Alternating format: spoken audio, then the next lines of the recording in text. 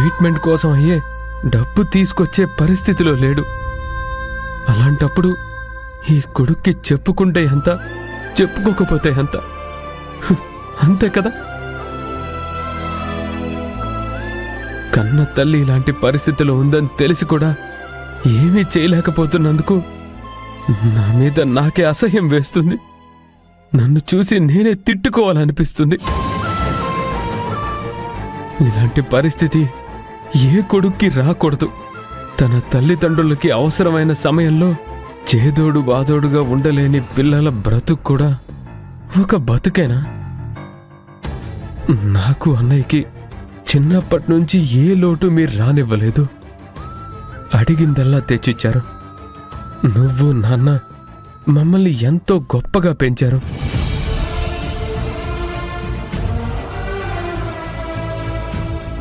గొప్ప భవిష్యత్తుకి పునాదులు వేశారు. మీరు పిల్లల కోసం అనుక్షణం కష్టపడుతూనే ఉన్నారు. కానీ మీరు కష్టాల్లో ఉన్నప్పుడు మీ కొడుగ్గా నేనేమీ చేయలేకపోతున్నాను. ఈ పరిస్థితి నుంచి నిన్ను ఎలా గట్టెక్కించాలో, నీకొచ్చిన వ్యాధి నుంచి నిన్ను ఎలా బయటకు తీసుకురావాలో నాకు అర్థం కావడం లేదు. అయినా నేనేదో ఒకటి చేస్తాను. నిన్ను కాపాడుకుంటాను. ఎట్టి పరిస్థితుల్లోనూ నిన్ను నేను వదులుకోలేనమ్మా. నీ మీద నాకున్న ప్రేమ వల్లైనా ఆ భగవంతుడు నాకు దారి చూపిస్తాడనుకుంటున్నా. ఏంటైరేంద్ర ఇది? కాలుతున్న వేలికి కట్టు విప్పక ముందే రుబ్బురోట్లో పడ్డట్టు మనకంటుకున్న దరిద్రం చాలేదా? ఇప్పుడు అత్తయ్య గారి వల్ల ఇంకా నీచమైన దరిద్రానికి దిగజారిపోవాలా? మన ఇంట్లో మగాళ్ళు చేతికొని వాళ్ళు అవ్వటం వల్ల ఆ కనిష్క మోసానికి బలైపోయారు. ఇప్పుడు పెత్తమ్మకొచ్చిన రోగం వల్ల ఇంకెంత నాశనం అవ్వాల్సి వస్తుందో అంతా మన కర్మ. పద పోదా.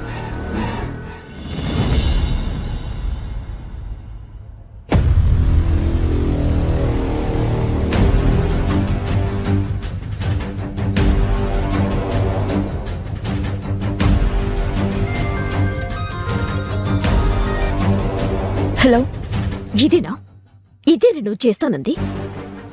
దేని గురించి మాట్లాడుతున్నావు ఐరేంద్రి? దేని గురించా? నువ్వు చేసిన నిర్వాకం గురించి, నిన్ను నమ్ముకొని నేను చేసిన తప్పు గురించి. చెప్పేదేదో సూటిగా చెప్పు ఐరేంద్రి. బిల్డప్లు ఇవ్వడం నీకు బాగా అలవాటైపోయింది కనిష్క. కానీ ఆ బిల్డప్లకు తగ్గట్టు నీ పనులు మాత్రం ఉండట్లేదు. విషయం ఏంటో చెప్పకుండా తిక్కగా మాట్లాడతావేంటి? నీ తింగరి పనులకి నాకు తిక్కలేస్తుంది కాబట్టి తిక్కగానే మాట్లాడతాను. ఆ అభిని జైలుకి పంపిస్తాను, అందరిలో పరువు మొత్తం తీసేస్తాను, దానికి కునుకు లేకుండా చేస్తాను అని ఏవేవో ప్రగల్భాలు పలికావు,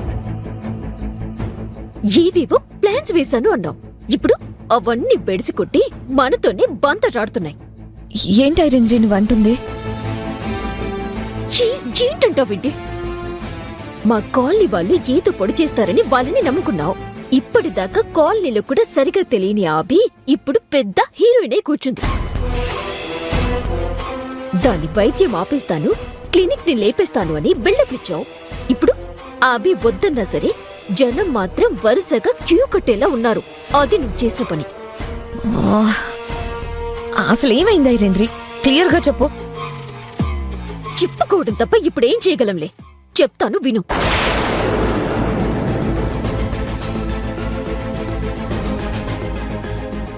అవి నీకు తప్పుడు మందులిచ్చిందా?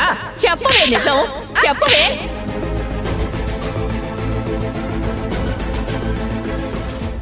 ఆ కనిష్క అనే ఆవిడ చాలా డబ్బులు ఎర చూపిస్తే మన కుటుంబం స్థిరపడిపోతుందన్న దురాశతో ఈ అభి అమ్మపై నింద వేసే సాహసం చేశాను.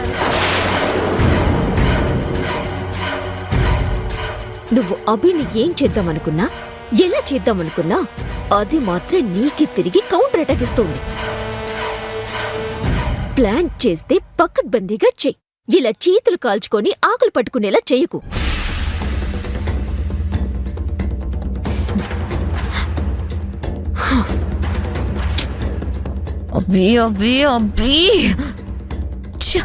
ఈ ప్లాన్ కూడా ఫెయిల్ చేసావే. నిన్ను ఎలా గ్యాపేది? నీకు ఎప్పుడు స్పాట్ పెట్టినా తప్పించుకుంటూనే ఉన్నావు కదే. ఛ! కనిష్క గారు, నాకు ఇస్తానన్న అమౌంట్ ఏం చేయమంటే ఏం చేసుకొచ్చావు? అభిని ఎలాగైనా అరెస్ట్ చేసి ఊచలు లెక్క పెట్టేలా చేయమన్నాను కదా. దాన్నేమో అక్కడ ఊరికే వదిలేసి డబ్బుల కోసం మాత్రం చేతులు ఊపుకుంటూ వచ్చావా ఇప్పుడు? మీరు చెప్పింది చేయడానికి వెళ్ళాను కాబట్టే డబ్బు కోసం వచ్చాను. మీరు చేసిందంతా బయటపడ్డా ఆ అభి మీ మీద కంప్లైంట్ ఇవ్వలేదు కాబట్టే చేతులు ఊపుకుంటూ వచ్చాను. లేదంటే ఆ అభికి వేయమని మీరు చెప్పిన అవే సంఖ్యళ్ళు మీ చేతులకు వేయడానికి ఇక్కడికి వచ్చేవాణ్ణి. ఆవిడ రిటర్న్ కంప్లైంట్ ఇచ్చుంటే, జనం ప్రెజర్ చేస్తుంటే ఈ పాటికి అభి ప్లేస్లో మీరు జైల్లో ఊచలు లెక్క పెట్టేవారు. అయ్యిందా నీ కచేరీ? డబ్బుల కోసమే కదా వచ్చింది, నీతులు చెప్పడానికి కాదు కదా. తీసుకో, వెళ్ళా.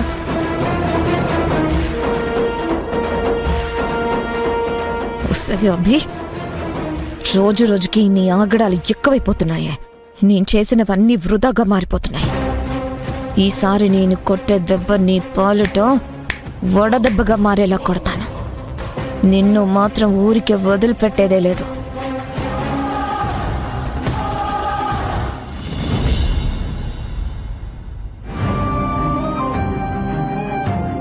అమ్మా, పరిస్థితి ఇంత దారుణంగా ఉందని ఒక్క మాట చెప్పుంటే ఏదో ఒకటి చేసో, ఎవరినైనా అడిగో ట్రీట్మెంట్ చేయించడానికి ప్రయత్నం చేసేవాణ్ణి. కన్న తల్లికి ఇంతటి ఆపద తలెత్తినప్పుడు కన్న కొడుగ్గా నేనా మాత్రం కష్టపడకుండా ఎలా ఉండగలను?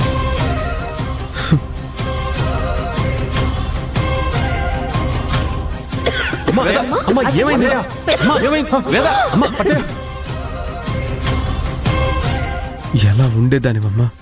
కోటలో రాణిలా బ్రతికేదానివి, మన ఇంటి కోటని రాజమాతలా శాసించేదానివి. మేమంతా అలా చూసిన నువ్వు ఇప్పుడు ఇలా కనిపిస్తుంటే నా గుండె తట్టుకోలేకపోతుందమ్మా. ఇబ్బందులు పాలవుతున్న మన కుటుంబాన్ని చూస్తూ ఏం చెయ్యాలో ఎలా చెయ్యాలో పాలుపోని పరిస్థితుల్లో ఇరుక్కుపోయానమ్మా.